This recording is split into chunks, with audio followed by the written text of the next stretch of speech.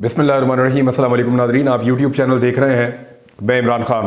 पाकिस्तान तहरीक-ए-इंसाफ ने एक अजीबोगरीब मुतालबा कर दिया मौजूदा हुकूमत से, और उनका ये कहना है कि अमरीकी धमकी पर हुकूमत दो टोक मौक़िफ़ इख्तियार करे। देखें, अब पाकिस्तान तहरीक-ए-इंसाफ वो काम करने के लिए PDM की हुकूमत को कह रही है जो काम उन्होंने किया और उसके बाद सज़ा भी भुगती और अब तक भुगत रहे हैं। यानी इमरान खान का प्रॉब्लम यही था ना कि एब्सोल्युटली नॉट, मैं अमेरिका को अड्डे नहीं दूंगा।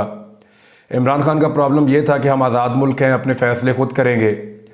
इमरान खान का ये कहना था कि हम कोई ग़ुलाम तो नहीं है, हाँ हम दोस्ती कर सकते हैं, जायज़ बात है, उसके ऊपर बैठ सकते हैं, लेकिन ऐसा नहीं होगा कि आप जो भी कहेंगे हम आंखें बंद करके यकीन कर लेंगे।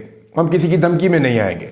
हम सबके साथ ताल्लुकात रखना चाहते हैं और ताल्लुकात को हमेशा कायम रखना चाहते हैं, बराबरी की सतह पे या कम से कम इज़्ज़त के मेयार के साथ।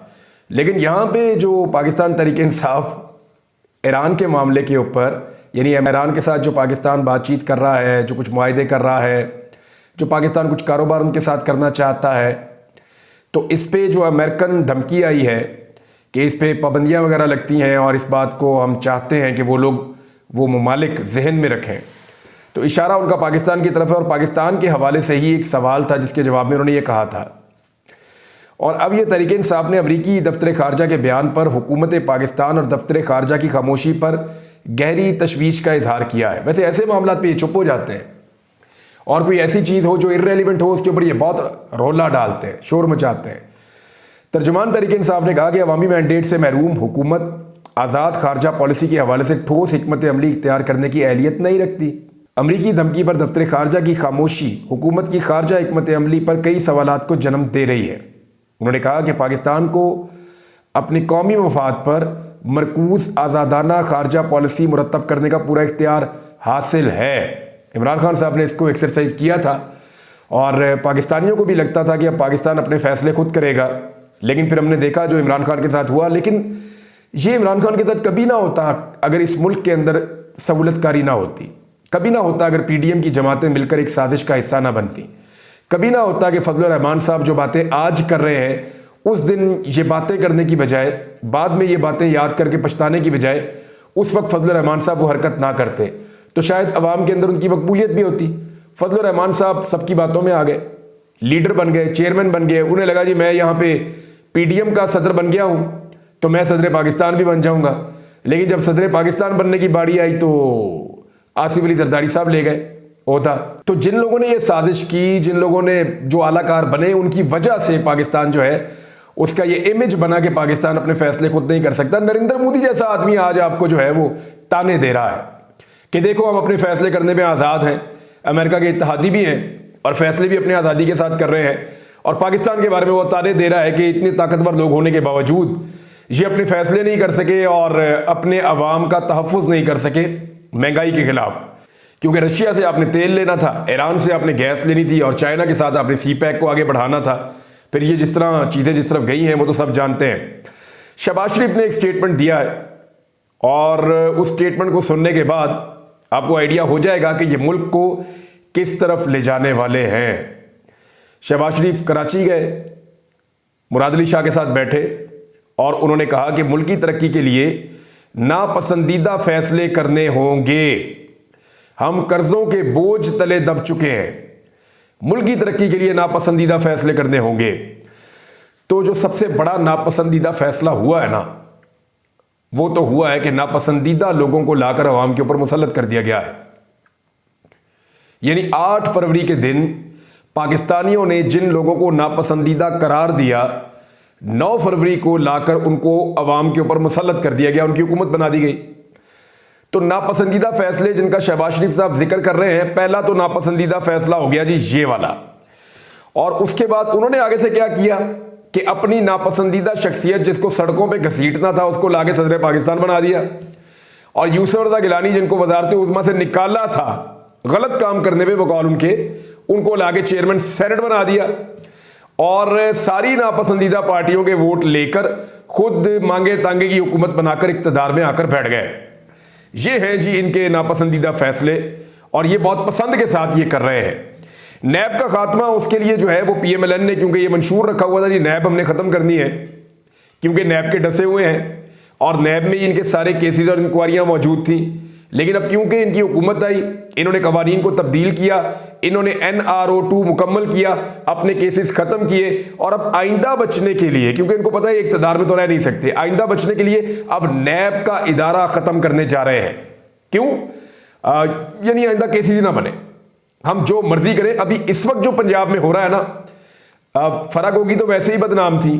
इस वक्त एक खातून ने पंजाब में तबाही फेरी हुई है और वो जो कुछ कर रही है, जिस जिस महकमे में जाकर वो महकमे वाले बताते हैं, वो बेचारे ऑफिसर्स मजबूरन काम तो कर देते हैं, लेकिन वो बताते हैं कि हमसे क्या क्या काम लिया जा रहा है।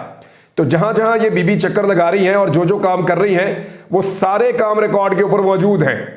और जिस जिस दफ्तर में, इस्लामाबाद में और लाहौर में जाकर जिनको मिला जा रहा है और जिन लोगों को बुलाकर इंस्ट्रक्शन दी जा रही हैं, वो लोग सारी चीजें रिपोर्ट कर रहे हैं। ये ब्यूरोक्रेट सिर्फ हुकूमत के साथ राब्ते में नहीं होते, चीजें बाहर आती हैं और आने वाले दिनों में बड़ी जबरदस्त आपको स्टोरीज मिलेंगी। अभी मैंने आपको एक स्टोरी का सिर्फ इशारा दिया था चंद दिन पहले, DGPR वाली का, कि पैसे मांगे जा रहे हैं और पैसे ना जारी किए तो DGPR की नौकरी जाएगी। और फिर DGPR की नौकरी गई, साथ में सेक्रेटरी इंफॉर्मेशन भी गया और बड़ा दबाव था। 15 करोड़ का मामला है, बाकी भी बहुत पैसा है, उसका भी मामला है और वो आप देखेंगे आने वाले दिनों में चीजें आपके सामने आ जाएंगी।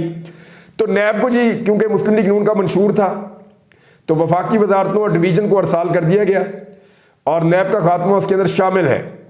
अब उसमें वो कहते हैं जी वो खत लिखेंगे और बाकी सारी जमातों को एतमाद में लेंगे और पाकिस्तान तहरीक इंसाफ को भी कहा जाएगा, क्योंकि इमरान खान साहब के ऊपर भी केसेस बने हुए नैब के। तो मुझे नहीं लगता इमरान खान साहब इस इदारे को खत्म करने के लिए भी राजी होंगे। ये सारी जमातों को मिलकर करना होगा, 2/3 अक्सरियत उनको चाहिए, उन्होंने बहुत सारे और ऐसे काम करने हैं। बहरहाल जितने भी उनकी नापसंदीदा चीजें उनको वो मुल्क में से निकाल रहे हैं। अवाम के लिए नापसंदीदा फैसले क्या होंगे? पहले ही आपने पेट्रोल को लाके 300 पे डाल दिया, और कितना नापसंदीदा करना है आपने? डॉलर आपने पहुंचा दिया कहां से कहां डबल कीमत पे, और कितने नापसंदीदा फैसले करने हैं मियां साहब आपने? आटे की कीमत 3 गुना कर दी आपने, घी की कीमत दुगने से ज्यादा कर दी आपने। पाकिस्तान के अंदर कौन सी ऐसी चीज है, यानी महंगाई 11% से उठाकर आप 40% तक ले गए थे, आज भी वो 27, 28, कभी 29, कभी 30% पे रहती है। और कितने नापसंदीदा फैसले करने हैं मियां साहब आपने? पाकिस्तानियों की कमर तोड़ दी है आपने, बिजली की कीमत कई गुना बढ़ा दी है, गैस की कीमत कई गुना बढ़ा दी है। लोगों को जो बिल आ रहे हैं, लोग सोच नहीं सकते थे कि इतने बिल उनको आएंगे, और फिर आप कह रहे हैं कि आपने नापसंदीदा फैसले करने हैं। एक्चुअली आप इंतहाई नापसंदीदा लोग हैं जो फार्म 47 के जरिए से इस मुल्क के ऊपर मुसल्लत हो गए हैं। इस मुल्क में आपकी हुकूमत नहीं है, ये दीवार के ऊपर लिखा हुआ फैसला है, और ये फैसला किसी और ने नहीं, पाकिस्तान के अवाम ने लिखा है। करोड़ों लोगों ने वोट दिया आपके खिलाफ और बहुत बड़ी तादाद में आपके खिलाफ वोट देकर साबित किया कि आप लोग नापसंदीदा हैं, और आप आकर मुसल्लत हो गए हैं। और अब इतनी जबरदस्त तबाही फेरने के बाद जो आपने 2 साल में किया है, उसके बाद फिर नवीद सुना रहे हैं कि मजीद नापसंदीदा फैसले करने हैं, तो अवाम तो इसको बर्दाश्त नहीं करेगी। हालात ये हैं कि एक तरफ कहते हैं शहबाज शरीफ साहब कि हम बेगर्स हैं, बेगर्स आर नॉट चूजर्स, यानी हम भिखारी हैं और भिखारियों की कोई चॉइस नहीं होती। और दूसरी तरफ वही शहबाज शरीफ, यानी हरकतें आप चेक करें कि कमर्शियल बैंकों से 23% सूद लेकर जो अपने वज़ीर-ए-आज़म हाउस के अपने दफ्तर के जो मुलाजमीन हैं उनको 4 तनख्वाहें दे रहा है, बोनस दे रहा है 4 तनख्वाहों का, कर्ज लेकर 23% सूद के ऊपर कर्ज लेकर 4 तनख्वाहें बांट रहा है, 24 अरब की इजाफी ग्रांट मांग रहा है। ये जो उम्रे के ऊपर गए ना, 31 लोगों का काफिला गया उम्रे के ऊपर, 31 लोगों को लेकर उम्रे पर गए, और यहां से जाना कहां था? जद्दा, जद्दा की बजाय फ्लाइट लेकर मदीना चले गए। आना कहां पे था? आना था जनाब इस्लामाबाद, और फ्लाइट लेकर लाहौर चले गए। यानी अजीबोगरीब हरकतें हैं जो ये कर रहे हैं। और IMF जब इन्हें कहता है कि जनाब ये काम गलत है, आप ये लल्ले तल्ले आप ना करें, तो उसके ऊपर कहते नहीं मेरी तो तौहीन हो गई, मेरी तो बिस्ती हो गई, मैं तो अपना फैसला वापस नहीं लूंगा, मैं तो दूंगा उनको 4 तनख्वाहें, मैं तो लूंगा 23% सूद के ऊपर कर्ज कमर्शियल बैंकों से और पैसे उड़ाऊंगा, ये तो मेरी तौहीन हो गई। तो पूछना ये था शहबाज शरीफ साहब कि भिखारी जो है वो कैसे तौहीन महसूस कर सकता है? भिखारी की तो तौहीन नहीं होती मियां साहब, आप तो भिखारी हैं, आपने अपने मुंह से खुद कहा था। उधर IMF को इस तरह का जवाब दे रहे हैं, यानी अपनी गैरत जगाने की कोशिश कर रहे हैं, नाकाम कोशिश। और यहां पे एक मोहसिन नकवी जब चाहते हैं, जो दिल करता है फैसला कर देते हैं। अपनी पसंद का IG उन्होंने कहा मैंने इसको लगाना है, इन्होंने टिल लगा लिया लेकिन मोहसिन नकवी साहब अपना आईजी लगवा कर रहे। उन्होंने जूनियर ऑफिसर को आईजी इस्लामाबाद लगाया। मैं जानता हूं अली नासर रिजवी को, he was a good police officer, but उनसे सीनियर ऑफिसर वहां मौजूद थे और शहबाज शरीफ नहीं चाहते थे, लेकिन मोहसिन नकवी ने उनको लगाया। और अब मोहसिन नकवी ने कमिश्नर लाहौर अली रंधावा को मांग लिया है कि ये भी मुझे दे दिया जाए। वजारत दाखिला ने एस्टेब्लिशमेंट डिवीजन को मरासला लिख दिया है। मोहम्मद अली रंधावा को कमिश्नर इस्लामाबाद और चेयरमैन सीडीए तैनात किए जाने का इम्कान है। ये खबर रिपोर्ट की है मोहम्मद उमैर साहब ने। और शहबाज शरीफ किसी और को तैनात करना चाहते हैं। मियां साहब इधर भी आपकी नहीं चलनी, तो आईएमएफ को आप कोशिश कर रहे हैं कि उनको आप बताएं कि आपकी एक इज्जत है और आपकी तौहीन होती है, तो यहां पाकिस्तान के अंदर आपकी कोई तौहीन नहीं होती। अपने मुंह से आपने कहा कि जनरल बाजवा ने आपको बुलाकर बिठाकर हमजा शहबाज को वजीर आला पंजाब बनाने पर डांटा और आप बैठ के डांट सुनकर आ गए। अपने मुंह से आपने कहा था, तो यहां पे आपकी गैरत नहीं जागती, उधर आपकी बहुत गैरत जागती है। नाज़रीन, एक और बड़ी ज़बरदस्त खबर है और ये बार बार आती है, आपको एक दफ़ा फिर बता देते हैं कि पाकिस्तान तहरीक इंसाफ ने एक मरतबा फिर अपने इंट्रा पार्टी इलेक्शन करवाए थे और तीसरी बार फिर जो पाकिस्तान तहरीक इंसाफ ने अपने इंट्रा पार्टी इलेक्शन करवाए उस पर एतराज़ आयद कर दिया इलेक्शन कमीशन ऑफ पाकिस्तान ने। ज़राए के मुताबिक इस हवाले से इलेक्शन कमीशन की जानिब से पीटीआई को नोटिस जारी कर दिया गया है और ये खबर छपी है डॉन न्यूज़ पर। और वो बता रहे हैं कि इस सिलसिले में election commission political finance wing ने अपने नोटिस में पीटीआई को 30 अप्रैल को पेश होने की हदायत की है। पीटीआई ने 4 मार्च को इलेक्शन कमीशन में इंट्रा पार्टी इलेक्शन की तफसीलात जमा करवाई थी। अब जब तक तो सिकंदर सुल्तान राजा है ना, तब तक पीटीआई 10 दफा भी अपने इंट्रा पार्टी इलेक्शन करवा लेना, उन्होंने तब तक नहीं मानना जब तक कि उनको ऑर्डर नहीं आ जाना कि जनाब अब आप मान लें। वो तो एक ऐसी शख्सियत है, वो लगता है रिमोट कंट्रोल के साथ चलते हैं। जब रिमोट कंट्रोल का बटन दब जाएगा तो वो कह देंगे ठीक है जी बल्ला वापस कर दो, अब ये पार्टी बन चुकी है, लिहाजा इंट्रा पार्टी इलेक्शन इनका ठीक है और अब इनको तस्लीम कर लिया जाए। अजीबोगरीब तरीके से इलेक्शन कमीशन डील कर रहा है पाकिस्तान की किसी पॉलिटिकल पार्टी के साथ। आज तक इलेक्शन कमीशन ने यह नहीं किया जो पाकिस्तान तहरीक इंसाफ के साथ हो रहा है। नादरीन, बनी गाला के बाहर एहतजाज किया है पाकिस्तान तहरीक इंसाफ के कारकुनों ने, वो कि बहुत बड़ी तादाद में नहीं थे, लेकिन पुलिस बहुत बड़ी तादाद में पहुंची और इस चीज़ को कंट्रोल करना चाह रही थी कि कारकुन ज़्यादा तादाद में ना आए, लेकिन रुकावटों के बावजूद कारकुन गए इमरान खान साहब की और बुशरा बीबी की रिहाई के लिए उन्होंने मुजाहरा किया। लेकिन यह बिल्कुल एक मामूली सा मुजाहरा था, लेकिन कोई भी चीज़ जब शुरू होती है तो छोटे पैमाने पर शुरू होकर आहिस्ता आहिस्ता बढ़ती है। देखते हैं कि आने वाले दिनों में पाकिस्तान तहरीक इंसाफ, क्योंकि जुम्मे का उन्होंने एक बहुत बड़ा ऐलान किया हुआ है, तो जुम्मे वाले दिन कितने बड़े पैमाने पर तहरीक इंसाफ एहतजाज कर पाती है, ये एक बहुत बड़ा सवाल है।